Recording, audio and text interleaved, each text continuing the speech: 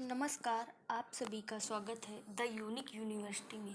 आज का टॉपिक है हमारा गिद्ध। आखिर क्या हुआ पिछले 20-30 सालों में जो हमें गिद्ध नज़र नहीं आ रहे। पता नहीं हमारी नज़रों से कहाँ ओझल हो गए। कभी ज़माना था आकाश में गिद्धों के झुंड उड़ते दिखाई देते थे। आज एक भी गिद्ध दिखाई नहीं देता। तो क्या हुआ? बहुत दूर से अपने भोजन को देख पाने की उनकी यह शक्ति ही उन्हें गिद्ध नजर कहलाई, लेकिन अब शायद नहीं दिखाई देते। गिद्ध जैसे पक्षी पर्यावरण के प्राकृतिक सफाई कर्मी होते हैं और ये इकोसिस्टम के लिए बहुत ज़रूरी हैं। ये मृत जानवरों के शरीर को चटकर पर्यावरण में संतुलन बनाए रखते हैं और मिट्टी में खनिजों की वापसी की प्रक्रिया को बढ़ाते हैं।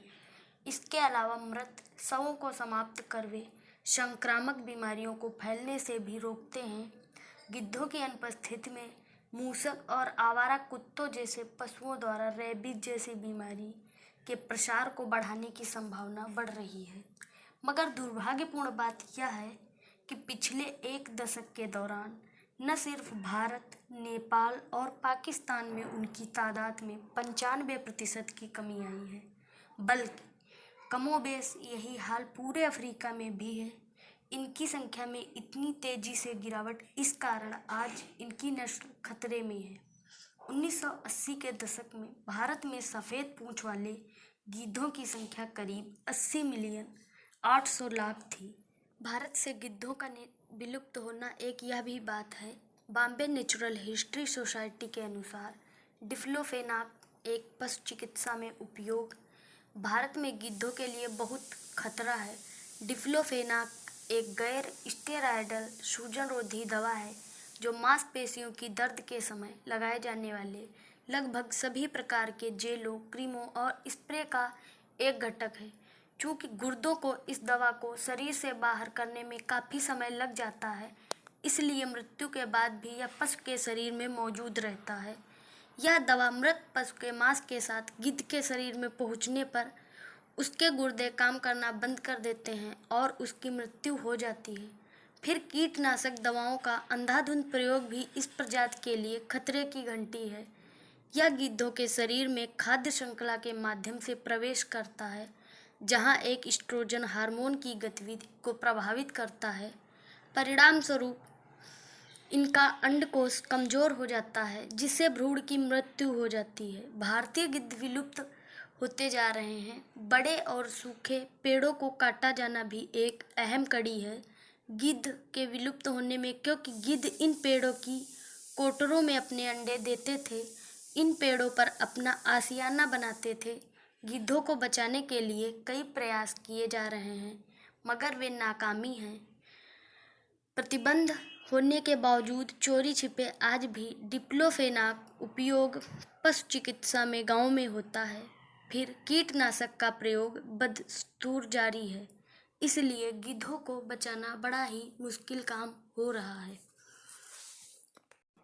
गिद्धों की सबसे बड़ी खासियत है कि ये अपनी बुलंद उड़ान के लिए जाने जाते हैं। गिद्ध सबसे ऊंची उड़ान भरने वाला पक्षी है। इसकी सबसे ऊंची उड़ान को रूपेल्स वेंचर ने 1973 में आइवरी कोस्ट में 37,000 फीट की ऊंचाई पर रिकॉर्ड किया था, जब इसने एक हवाई जहाज को प्रभावित किया था। ये ऊंचाई एवरेस्ट 29,029 फीट से काफ़ी अधिक है और इसकी ऊंचाई पर ऑक्सीजन की कमी से ज़्यादातर दूसरे पक्षी मर जाते हैं।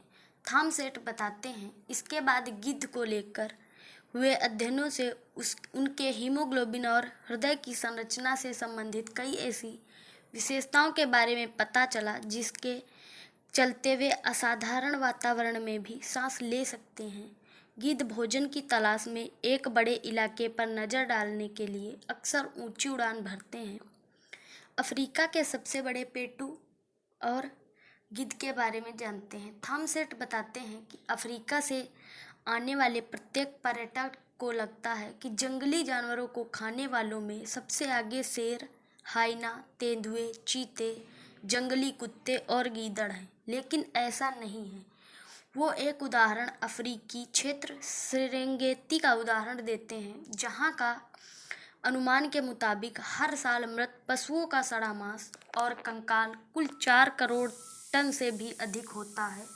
वो बताते हैं मांसाहारी जीव इसके केवल 36% हिस्से को खा सकते हैं और बाकी हिस्से को गीध खाते हैं। इस संसाधन के लिए जीवाणु और कीड़े गिद्धों से मुकाबला करते हैं। इसके अलावा गिद्ध अपने भोजन के लिए काफ़ी अधिक दूरी तय करते हैं। रूफेल वेंचर ने हाल में ही एक गिद्ध को तंजानिया स्थित अपने घोंसले से उड़ान भरते हुए केन्या के रास्ते सूडान और इथोपिया तक सैर करते हुए कैमरे में कैद किया। शोधकर्ताओं ने एक अंतर्राष्ट्रीय दल में पाया कि सूखे के दौरान केन्या के मसाई मारा रिजर्व से ये पक्षी जंगली हिरणों का पीछा करते हुए अपने भोजन की तलाश में दूसरे स्थानों तक जाते हैं। सीमाओं को पार करने की इस आदत के कारण इन पक्षियों को परेशानी भी उठानी पड़ती है। एक बात तो सऊदी अरब में स्थानीय मीडिया ने इन पक्षियों पर इजरायली जासूस होने का भी आरोप लगाया है। गिद्धों की करामाती पेशाब। तुर्की के गिद्ध अपने पैरों पर पेशाब करते हैं और उनकी ये आदत आपको भले ही अच्छी ना लगे, लेकिन वैज्ञानिकों का अनुमान है कि उनकी इस आदत से उन्हें बीमारियों से बचने में मदद मिलती है। सड़े हुए मांस पर खड़े होने के कारण गिद्धों के पैरों में गंदगी लग जाती है और ऐसा अनुमान है कि गिद्धों के पेशाब में मौजूद अम्ल उनके पैरों को कीटाणुओं से मुक्त बनाने में मदद करता है। दक्षिण अफ्रीकी केप गिद्ध एक सीध में करीब 1000 किलोमीटर तक की दूरी तय करने के लिए बिजली के विशाल खंभों का अनुसरण करते हैं। ऐसी मानव निर्मित चीज़ों की मदद लेने के अपने जोखिम भी हैं। बिजली के खंभों पर ठहरने या घोंसला बनाने से तारों से चिपक जाने और करंट लगने का जोखिम रहता है। बिजली के तार निजी खेतों से गुजरते हैं और भोजन की तलाश में इन स्थानों पर घूमने के दौरान जहर की चपेट में आने की आशंका भी रहती है। ये सही है कि गिद्धों को सड़ा हुआ मांस और मृत पशुओं को खाने के लिए जाना जाता है, लेकिन सभी गिद्ध केवल सड़ा हुआ मांस नहीं खाते। जैसे कि नाम से ही जाहिर होता है, पाम नट वल्चर गिद्ध कई तरह के अखरोट, अंजीर, मछली और कभी कभी पक्षियों को भी खाता है। कंकालों के मुकाबले इसे कीड़े और ताज़ा मांस पसंद है। गिद्धों की सबसे बड़ी अफ्रीकी प्रजाति लैपपेट फेस्ट वल्चर के पंख 2.9 मीटर तक चौड़े होते हैं और इसे मुर्गी के जिंदा बच्चे भोजन के रूप में अधिक पसंद हैं। विडर्ड वल्चर दुनिया का एकमात्र ऐसा जानवर है जो अपने भोजन में 70 से 90% तक हड्डियों को शामिल कर सकता है और उनके पेट का अम्ल उन सभी चीज़ों से भी पोषक तत्व ले सकते हैं जिसे दूसरे जानवर छोड़ देते हैं। गिद्धों के पेट का अम्ल इतना शक्तिशाली होता है कि वो हैजे से एंथ्रेक्स के जीवाणुओं को भी नष्ट कर सकता है, जबकि दूसरी कई प्रजातियां इन जीवाणुओं के प्रहार से मर सकती हैं। जानकारी कैसी लगी कमेंट बॉक्स में ज़रूर बताएं और जुड़े रहें हमारे साथ द यूनिक यूनिवर्सिटी से ऐसी ही तमाम जानकारियों के लिए। धन्यवाद। मिलते हैं अगले वीडियो में।